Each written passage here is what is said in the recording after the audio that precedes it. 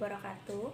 Perkenalkan, nama saya Rosatri Ardana, NPM 2021020325 dari Fakultas Syariah, Prodi Hukum Tata Negara kelas G, semester 4. Video ini dibuat untuk memenuhi tugas mata kuliah Sosiologi Politik dengan dosen pengampu Bapak Muhammad Haidir Syahputra.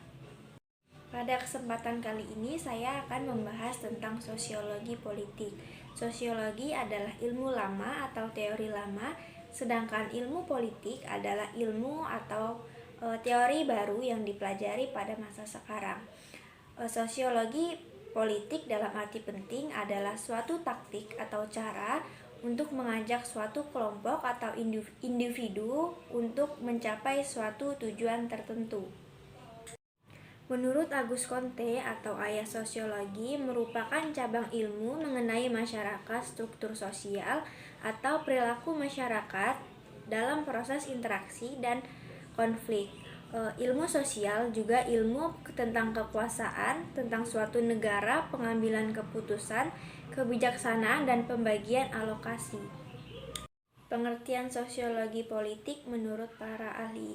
Yang pertama yaitu Leon Deguin. Sosiologi politik merupakan konsep atau lebih modern mengenai tentang kekuasaan, pemerintah otoritas, dan komando di dalam masyarakat.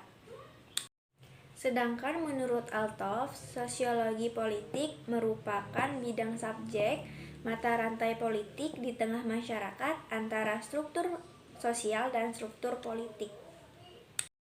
Sosiologi dalam arti luas adalah suatu bidang yang berbeda antara kelompok dan individu untuk mencapai suatu tujuan yang diinginkan. Ada 3 objek fokus kajian sosiologi politik. Yang pertama yaitu masyarakat, yang kedua yaitu negara, yang ketiga yaitu kekuasaan. Fokus perhatiannya adalah melihat hubungan antara masyarakat dengan lembaga-lembaga politik. Contohnya seperti sosialisasi politik, partisipasi politik, komunikasi politik, dan konflik dan demokrasi. Dan hubungan masyarakat dengan lembaga politik dan proses politik secara bersamaan seperti budaya politik dan civil society. Selanjutnya saya akan membahas tentang masalah sosiologi politik dengan judul Masalah Korupsi dan Politisasi Bansos Berakar pada Budaya dan Sistem Politik Indonesia. Berita ini bersumber dari theconversation.com. Ini adalah sumber berita dan analisis yang independen dari akademisi dan komunitas peneliti yang disalurkan langsung kepada masyarakat. Dengan penulis Fahrido Susilo, diterbitkan pada tanggal 28 Januari tahun 2021. Ada beberapa rumusan masalah yang dibahas. Yang pertama yaitu masalah dalam pengelolaan bansos, yang kedua upaya perbaikan pengelolaan bansos, yang ketiga yaitu analisis.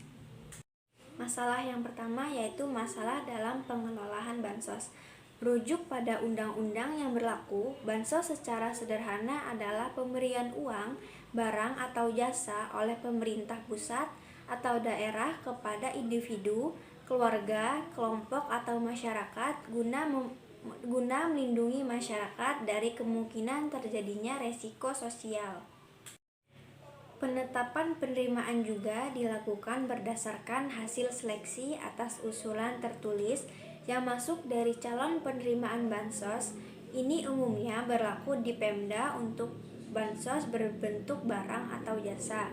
Adapun beberapa masalah, yaitu masalah pertama, terjadinya akurasi data acuan penetapan penerimaan bansos.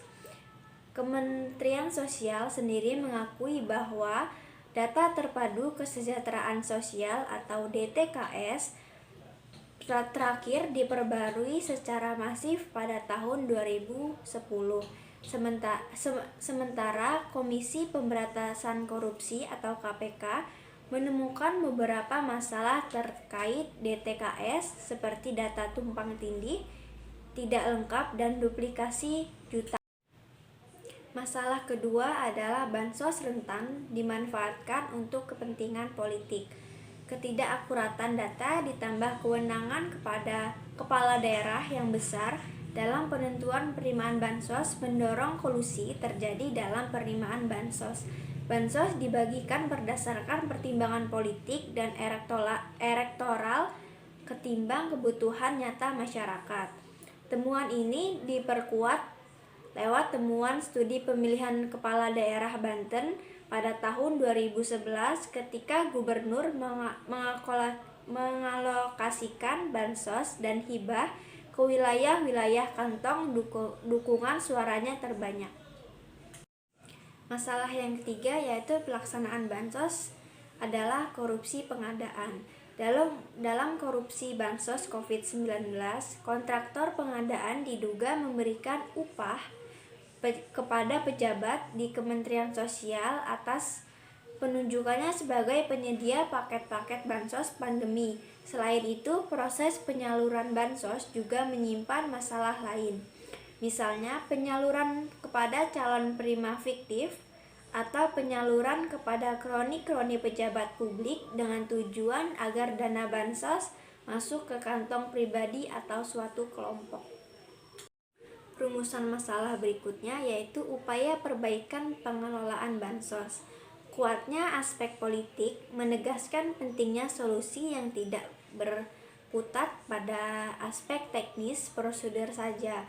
Selain menyempurnakan kelanjutan data DTKS sebagai salah satu dasar alokasi bansos dan pengabdosian penyaluran berbasis digital atau transfer ketimbang tunai, terdapat dua hal yang penting untuk dilakukan. Yang pertama yaitu membangun pengetahuan masyarakat terkait dengan penganggaran publik atau budget literasi. Digunakan meningkatkan partisipasi masyarakat dalam proses penganggaran.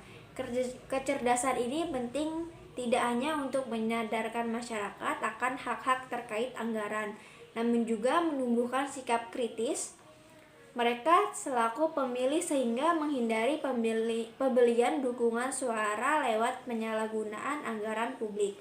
Yang kedua yaitu perlu adanya upaya serius untuk menciptakan sistem pembiayaan politik yang efektif, transparan, dan akuntabel, sehingga penyalahgunaan anggaran untuk membiayai kegiatan politik dapat diminimalisir. Rumusan masalah yang terakhir yaitu analisis. Yang pertama, faktor yang menyebabkan masalahnya timbul. Dari kasus korupsi dan politisasi bansos, ada beberapa faktor yang menyebabkan antara lain: yang pertama, kacaunya sistem pendataan penerimaan bansos; yang kedua, proses penyaluran dan bansos kepada penerima; yang ketiga, dan kurangnya pengawasan dari kebijakan tegas yang dilakukan oleh pemerintah dalam regulasi bantuan COVID-19 di Indonesia. Yang keempat, pola hubungan patron klien yang masih dominan dalam struktur masyarakat dan politik, biaya tinggi dalam sistem demokrasi Indonesia. Pola hubungan patron klien. Patrol adalah suatu karakteristik masyarakat tradisional agraris. Dalam hubungan ini, seorang patrol yang taraf sosial ekonominya lebih tinggi menggunakan pengaruh dan sumber dayanya untuk memberikan perlindungan atau manfaat kepada klien yang status sosialnya lebih rendah, dengan imbal balik berupa hubungan personal kepada sang patrol. Yang kelima yaitu masyarakat miskin lebih cenderung menerima penerimaan materi yang tidak seberapa daripada politikus ketimbang menuntut kebijakan yang lebih komprehensif atas permasalahan yang mereka hadapi. Yang kedua yaitu stabilitas yang terganggu. Yang pertama, stabilitas ekonomi. Pada masa COVID-19 menyebabkan terbatasnya mobilitas dan aktivitas masyarakat yang berdampak kepada penurunan produksi, distribusi, dan kegiatan operasional lainnya. Penghasilan masyarakat yang menurun karena pandemi menyebabkan sebagian besar sektor usaha mengurangi aktivitasnya atau bahkan tutup total. Apalagi masyarakat kelas bawah yang penghasilannya tidak seberapa dan berharap kepada bansos, namun dana bansos mereka harus dipotong oleh oknum yang tidak bertanggung jawab. Yang kedua yaitu stabilitas keamanan. Masih banyak sekali oknum tidak bertanggung jawab yang memanfaatkan momentum tersebut untuk mereka jadikan sebagai kesempatan dalam mengeruk hak-hak warganya.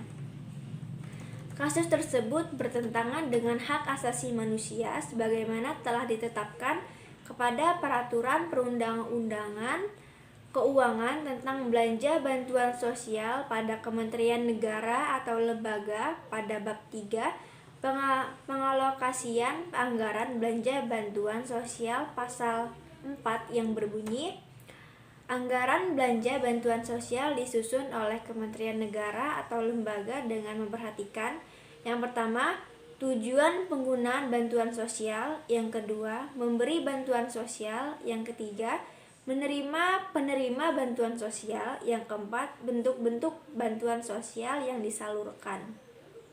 Kesimpulan dari masalah sosiologi politik, kasus korupsi dana bantuan sosial COVID-19 yang dilakukan oleh para pihak yang tidak bertanggung jawab banyak membawa dampak kerugian bagi masyarakat.